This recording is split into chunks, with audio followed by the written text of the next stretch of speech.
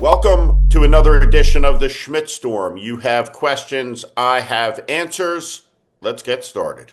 The question is America better off with Mike Johnson as Speaker of the House or better off with someone new?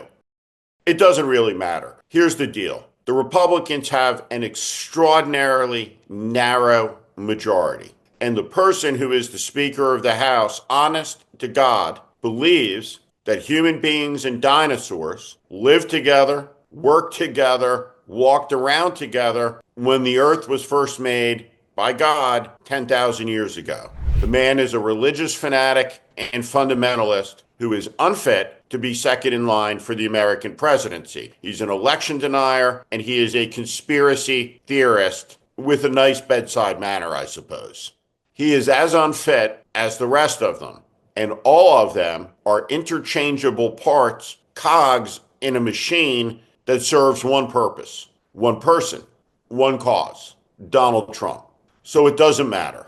In the end, the divisions, the joints, the fault lines, all the places where the MAGA coalition connects to its adjacent space is where Democrats need to strike. So Mike Johnson cannot hold his team together, and he's going to be overthrown, or it's going to become close to an overthrowing. Either way, whether he stays, whether he goes, the danger to the country doesn't diminish or grow. It remains steady. Donald Trump has said he wants to end birthright citizenship. Where do you stand?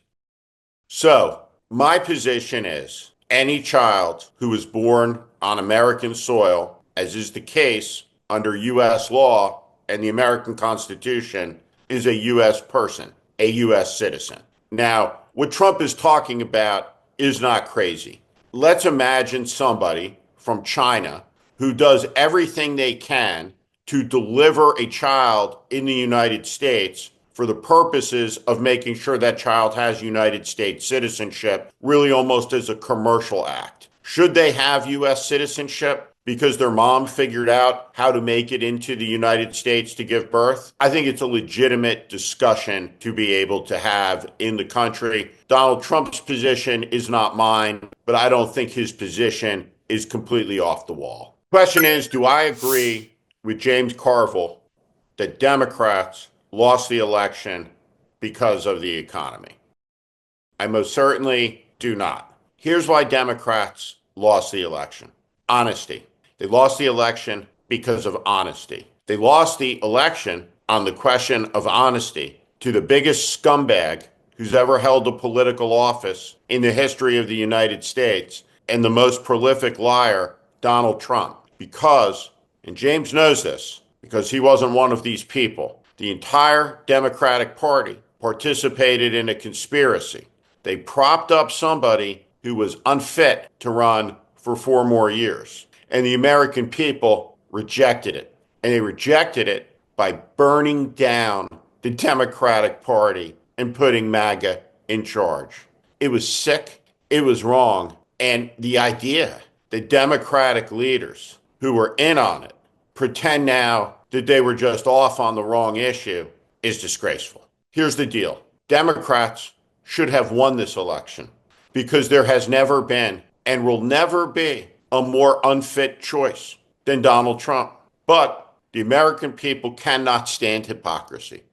They hate it. They hate it so much, they elected Trump.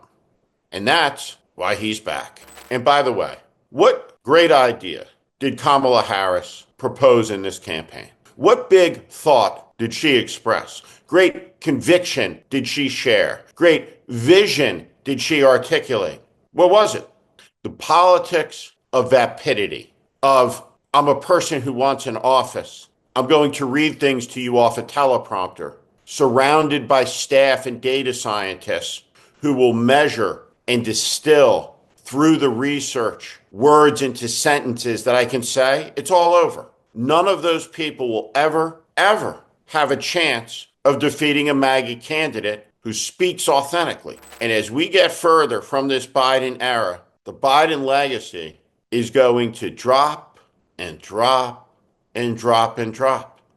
And when it's all said and done, There's exactly one word, only one, that defines Joe Biden's 4 years. What he gave America, Trump. I'm Steve Schmidt. This is The Warning, and I invite you to subscribe on our Substack, on our YouTube channel. Follow us. Welcome to the community.